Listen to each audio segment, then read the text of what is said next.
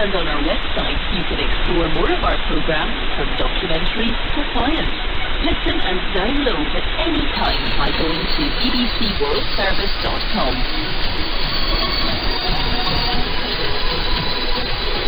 On air, online and on smartphone, this is the BBC World Service, the world's radio station.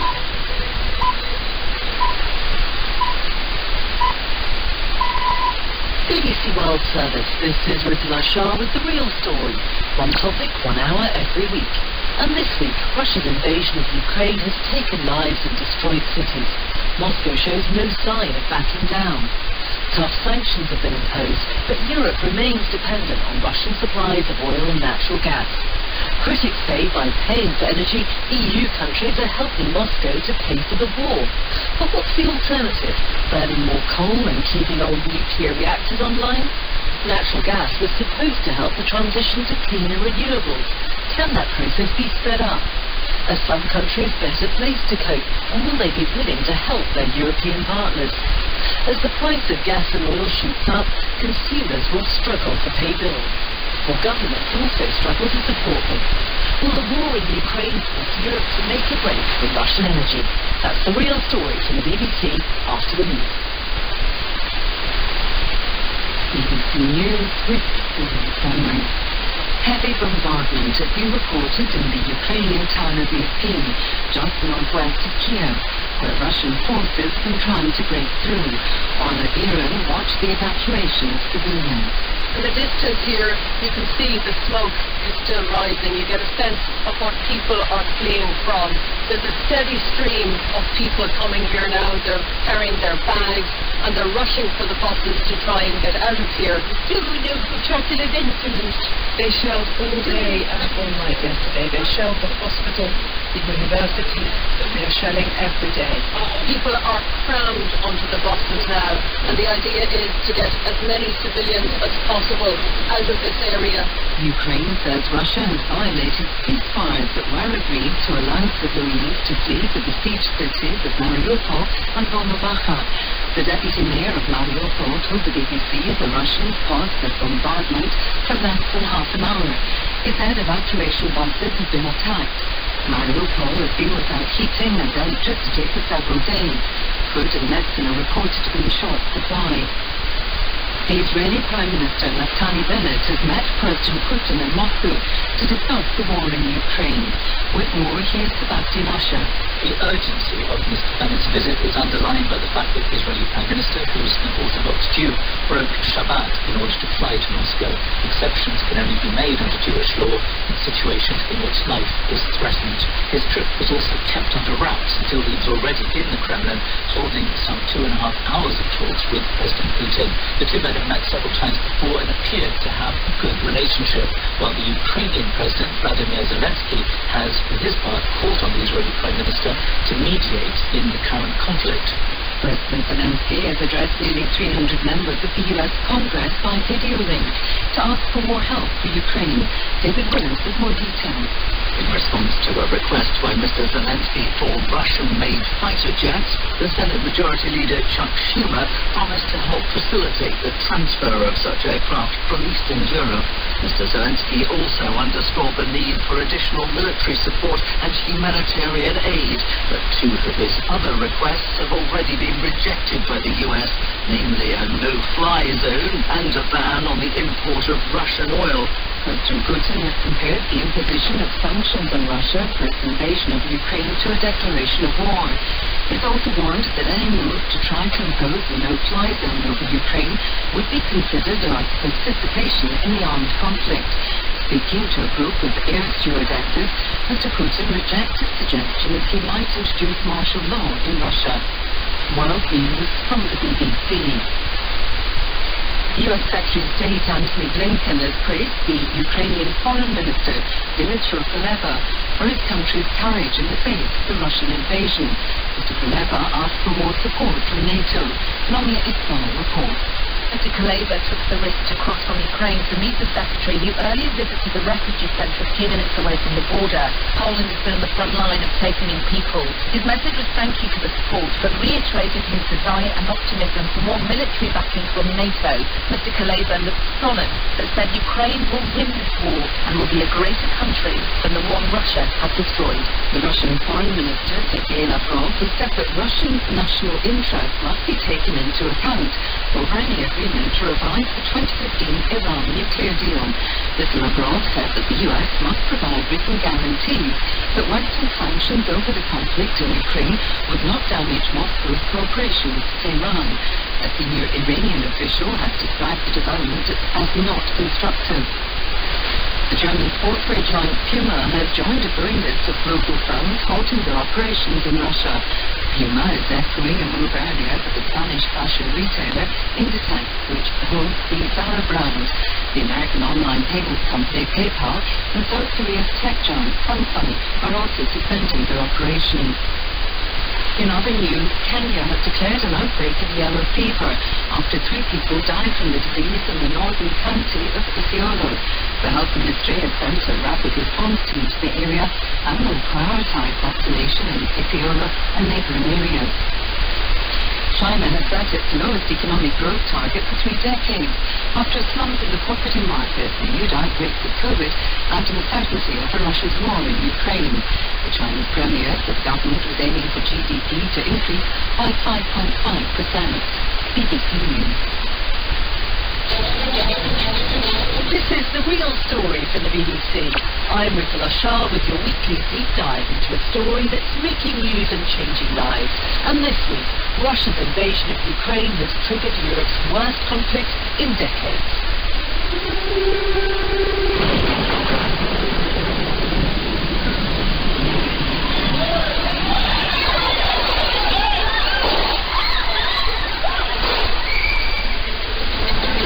There's death and devastation in Ukraine, and hundreds of thousands of people have fled to the safety of the European Union. Russia faces isolation from the West and has been slapped with crippling sanctions. But as relations take a nosedive, could the economic embargo hurt Europe too, especially countries like Germany that rely heavily on Russian gas? If there is an immediate cut-off from oil, gas and coal, there might well be a risk of blackouts in Germany, depending on how the weather develops. If we have a severe frost in the next few weeks, all this will have an impact on the stock of fossil fuels that we have in the country at the moment. Members of the European Parliament want a new energy strategy, one that doesn't depend on Moscow. Europe can no longer remain reliant on Kremlin gas. We need to redouble our efforts.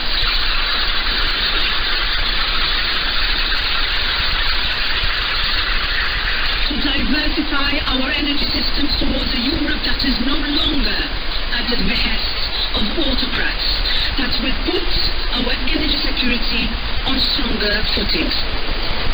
But the options are limited.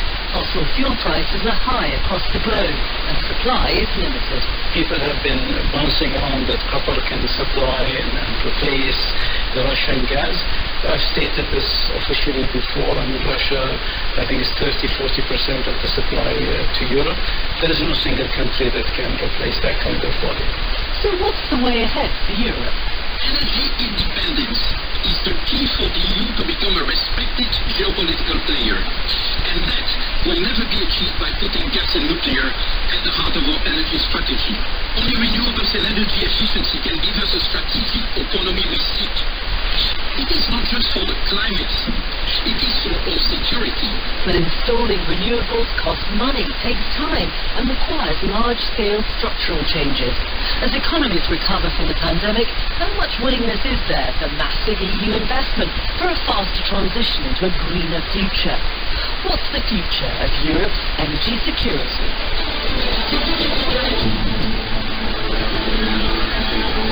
Wars bring terrible loss of life, along with the destruction of communities and even countries.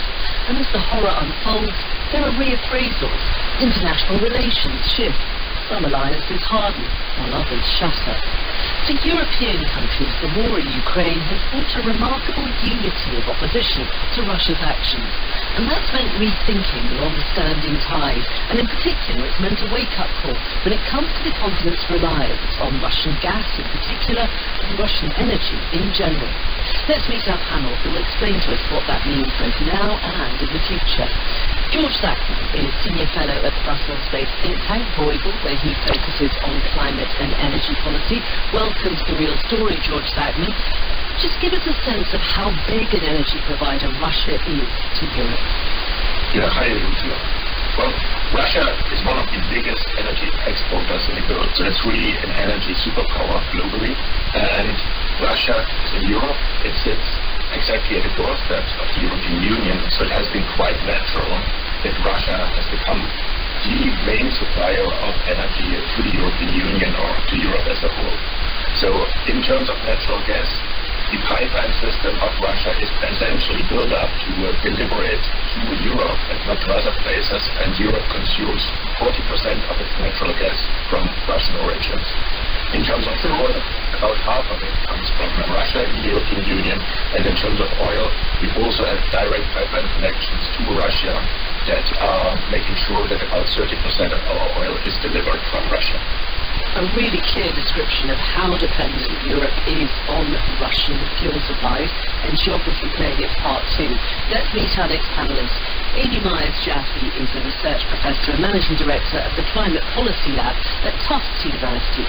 She's the co-author of Natural Gas and Geopolitics from 1970 to 2040. Welcome to The Real Story, Amy Myers-Jaffe. When did Europe begin to turn towards Russian energy? Well, this has been a tension point in the U.S.-European relationship going back many decades, but most famously with Ronald Reagan, who warned Europe about its increasing dependence on Russian gas. You know, fast forward to every U.S. administration that has pressed Europe to reconsider. There have been ceilings. We won't let Russian gas imports go beyond XYZ. And most recently, the current year, the United States has been protesting against the startup of Nord Stream 2 pipeline from Russia to Germany. But let's go back just a few years when President Donald Trump met with Germany and offered aid for Germany to build a liquefied natural gas receiving terminal so it could diversify its natural gas supply and take imports of liquefied natural gas from the United States. Germany said some positive words and then never did it, and that's where we are today.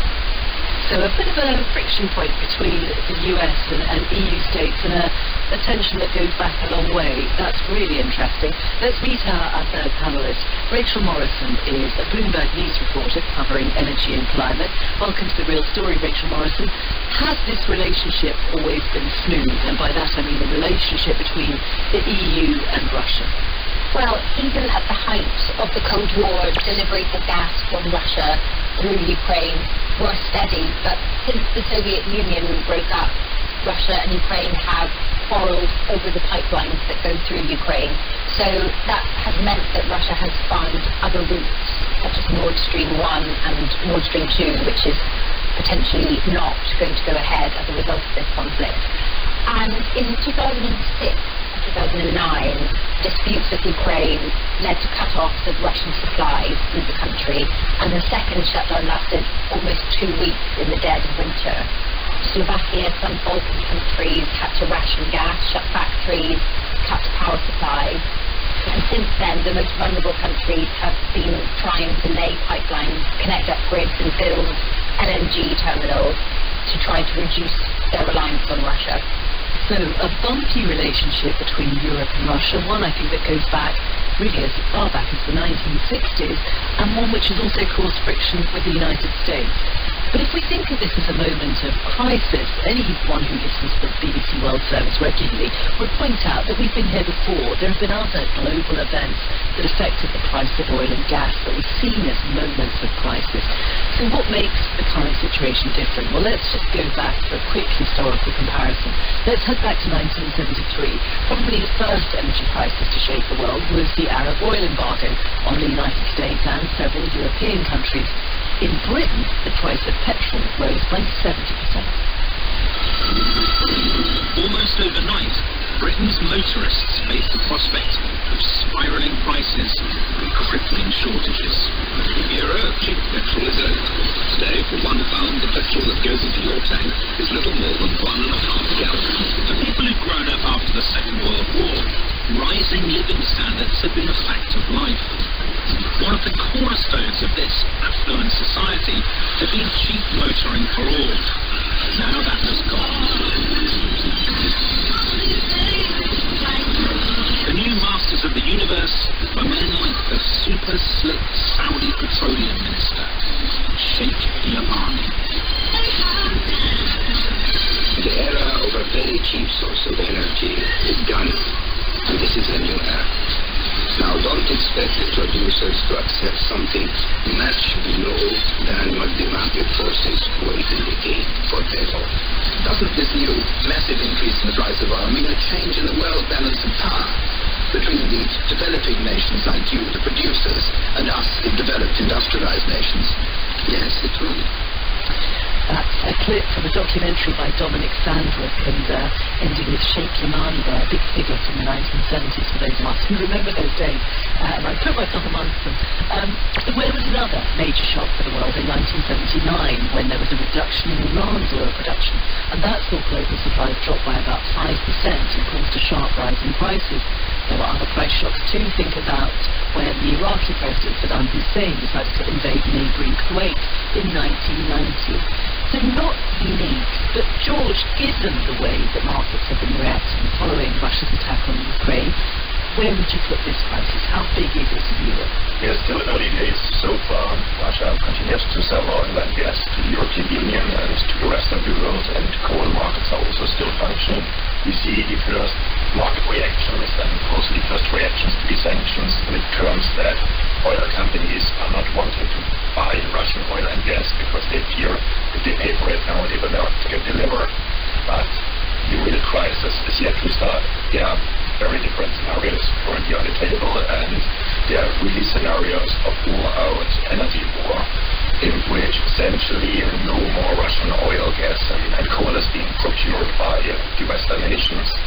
And there will be a massive need for reshuffling of energy volumes across the globe with ripple-on effects on everybody. We are just at the start.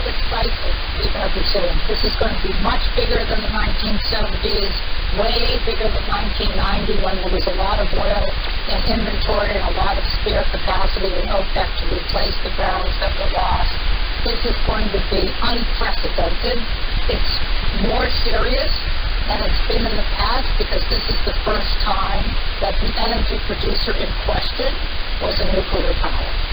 So, Amy, you're really worried then? It's not just about prices, it's about the sort of immediate situation that we find ourselves in now?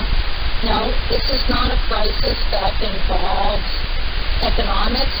You played the clip from Sheikh Yamani. That was about a restructuring of the global economy and the rise of the developing world. OPEC was the first institution to assert the power of the global south. And, of course, there was a war in that situation. We did have the Arab-Israeli conflict. There was Cold War dimensions to that. And so now we have an emerging war in Europe on top of what could be a very large supply crisis, on top of the fact that markets were already whipsawed by the COVID crisis, which first triggered demand and created the lowest and largest surplus of oil we've seen ever with oil swimming in tanks. And then suddenly a reversal of that to the recovery because of vaccines and stimulus. And so now we're just in a very tenuous situation. George, do you see that context, that very unusual post-pandemic context, where you have this dramatic drop in demand all over the world and then a sudden sort of bounce back? Overlay that with a conflict. Does that worry you? I think one of the differences to the past is also that the share in domestic production of energy sources typically lower in most European countries than it was in the 1960s. So we are more dependent on imports altogether, and those imports are now in a very integrated, very international market. But what we have seen in the COVID or pandemic and afterwards is a significant shift from consuming services to consuming products. And producing products requires energy. And therefore, this rebound in economic activity that we have seen in the past year was essentially one that was extremely energy intensive. So therefore, this huge jump in energy demand that we described. Now, Rachel, what do you make of that context? We were in a very unusual situation even before the war began. Yes, I think that on one hand, we had already begun the energy transition, so we were already trying to get away from fossil fuels, but really this war has come on top of a full-blown crisis across Europe already when it comes to prices. So since last summer, when storage did not get filled up because prices remained high, because of maintenance, because of a previously cold winter, we were already at eye-watering record prices, and then now this war has pushed prices again to the highest we've ever seen. So by definition, it already is the worst prices we've ever seen, because prices are already the highest we've ever seen, at least in the gas market. And how that impacts what happens next is huge. It's going to impact economies. We're probably going to see fuel rationing. All of those things, as George said, are yet to come, and that will all be driven by these really, really high prices. Let's just hear from the industry itself. Emma Pinchbeck is CEO of the Energy Industry Trade Association, Energy UK. I asked her, if prices keep going up, what will that mean for consumers and countries? The consequences of this moment will be that most European markets look to get off gas from Russia. They'll look to invest in things like energy efficiency to reduce the need for gas for heating, and they'll look to invest in their renewable fleet. So we've already seen European countries tightening their renewable targets. We're talking about divesting of gas quicker than they were planning. All the way through the winter, we've seen things like factories being asked to turn down their production, or government stepping in to support customers with bills, or a variety of mechanisms. I think our message to governments at the moment is they're probably going to need to intervene to support customers, businesses, or their economies, either for security of supply or for costs. And we're expecting to see action in that regard. So, if businesses want to reduce their reliance on Russian gas, are there different issues depending on the geographical location of the business? Absolutely, and the nature of the contract. So some of the price spikes that we've seen overnight is the traders' uncertainty about what businesses will do with their Russian gas contracts. But it will be different in different markets as to what business does. In the UK, for example, we're already seeing companies divesting of their contracts, particularly if they're about retail. So if it's a business customer that's got a contract with, say, Gazprom, we're seeing those companies manage that risk. But if you're a European energy company with long-term gas contracts which help manage security of supply in the market, firstly, they'll obviously follow what the government wants to do, but secondly, from their own point of view, they're going to want to maintain security of supply. They're going to want to make sure that countries in Eastern Europe or European populations are stable and aren't disproportionately impacted or harmed, or indeed that the disruption causes a accidental financial reward to Russia by causing uncertainty in the market. So the question of divestment is complex. Fundamentally, these are political choices, and the industry will also follow what governments want to do, but it looks different depending on the kind of contract you have, the kind of company you're in, and which part of the market you're in, is what the right thing to do is. That's Emma Pinchbeck from Energy UK. Rachel, one of the points that comes across really clearly from that conversation is how decentralised European energy markets are at the moment. Does that actually make it much harder for governments to impose sort of price stability? Yes, what we've seen so far in reaction to this is governments coming up with a plan for their own country. So we expect the European Union to come out and talk about what they recommend for gas storage levels.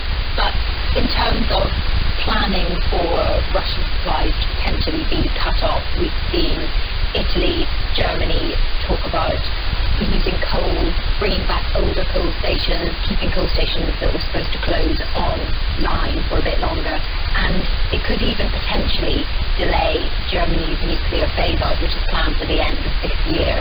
And it sort of depends on the country, the infrastructure, what their power mix is, how reliant they are on gas, and how easily they can replace things. And there isn't a kind of blanket European policy that can help everybody. So we've painted a really clear picture then of the high prices, the dependency of some European countries on Russian gas. What are then the potential economic consequences of breaking away? Amy Shaffi, how difficult do you think it could be for those countries, like Germany, say, that do have a big dependency on Russian gas?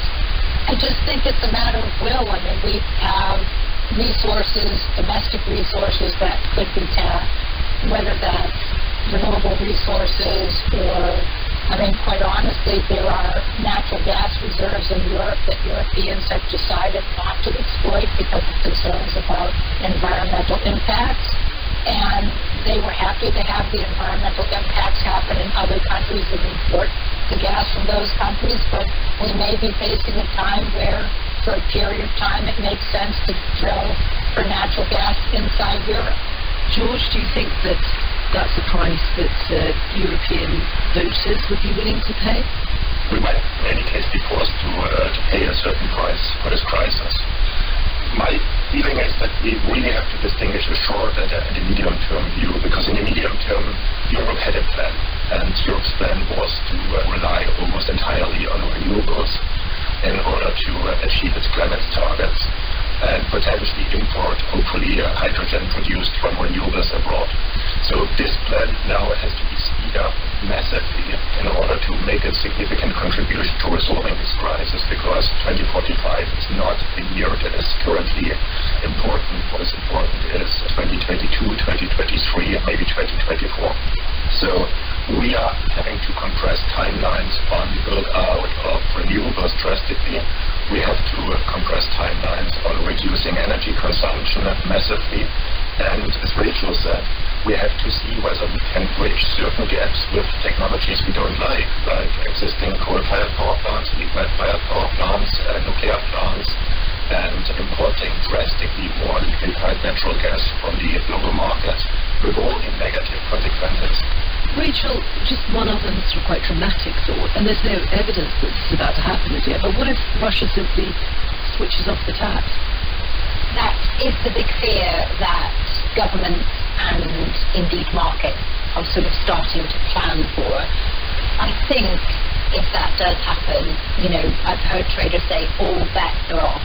It will just lead to chaos in the market and elsewhere. That's when we have the energy rationing, the widespread unavailability of the energy that everybody needs. George, just briefly, when we're thinking then about that sort of cliff edge, the possibility of Russia turning off the taps, for Europe, what about energy reserves? Is there a fallback position? Is there stuff that can draw on? We at Google did just prepare a study on preparing for the next winter without Russian gas. So, and in very generic terms, the idea is that we get 60% of our gas not from Russia already today. 20% more imports might be possible through liquefied natural gas, maybe a bit more from Norway. And the remaining 20% will be the gap that we are having to fill inside Europe by using different fuels, potentially oil and gas-fired power plants, potentially coal and nuclear, but also by reducing consumption both in industry as well as for households.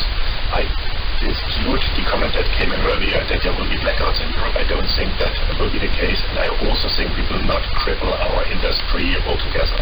So we will continue to have a relatively normal economic life, also without Russian gas the next winter, but it requires preparation, it requires a lot of money, and it requires a lot of decisions that were unthinkable a week ago, but we are now in a situation of a completely different economic energy paradigm, and we need to get up to speed. With that big thought, we're just going to pick up this conversation in a few minutes. George Zachman, Amy Myers-Jaffe, Rachel Morrison, stay with us as The Real Story continues after the news. You're listening to the BBC World Service. Join Gabriel Gatehouse for a story of conspiracy, anarchy, and plots to break reality. This is a journey into the dark undergrowth of modern America, charting the path that led to the storming of the Capitol in Washington, D.C. last year. It's a strange and twisted tale that's been bubbling beneath the surface of American society for decades. What do we do? The stakes here are very high. From the conspiracy theories of the 1990s to the darkest corners of the internet. My fellow Americans, the storm is upon us. Did this all just happen? Or is it being coordinated? I think I bear some responsibility for where we are today as a country. So using as a base, we just get started. The Coming Storm at bbcworldservice.com. Coming up on The Real Story in the next half hour, there's condemnation of Russia's brutal invasion of Ukraine. EU member states have relied on Russian natural gas for a large part of their energy mix. Now there are serious questions about how long that can continue. How quickly can countries like Bulgaria move away from almost total dependence on Russian gas? Are renewables the answer? Can Europe make a break from Russian energy? That's all after the news. BBC News. Heavy bombardment has been reported in the Ukrainian town of Irpin, just northwest of Kiev, where Russian forces have been trying to break through. A BBC correspondent in Irpin says a steady stream of people have been fleeing the area on foot, taking only what they carry to try to find safety. Ukraine has accused Russia of violating ceasefires that were agreed to allow civilians to flee two besieged cities in the southeast of the country. The deputy mayor of Mariupol said they are not told the BBC the buses meant to evacuate people had been attacked. Israeli Prime Minister Naftali Bennett has met President Putin in Moscow to discuss the war in Ukraine. The two men spoke for 3 hours, also discussing the situation in Syria and the Iranian nuclear deal. Mr. Bennett is now heading to Berlin to meet the German Chancellor, Olaf Scholz. Ukraine's President Volodymyr Zelensky has told members of the US Congress that his country desperately needs Russian-made fighter jets, which his pilots know how to fly. The Senate Majority Leader Chuck Schumer said he would help provide an administration to facilitate their transfer from Eastern Europe. US Secretary of State Antony Blinken has met Ukraine's Foreign Minister Dmytro Kuleba, telling him he was in awe of his courage in standing up to Russia. The two men met at the Polish-Ukraine border. President Putin has likened the imposition of sanctions on Russia to a declaration of war. He also said that any move to impose a no-fly zone over Ukraine would be considered as participation in the armed conflict. In other news, the Chinese Premier Li Keqiang has said the government is aiming for growth of 5.5% in 2022, its lowest economic growth target for 3 decades. BBC News. You're listening to The Real Story for the BBC World Service with me, Ripala Shah. This week we're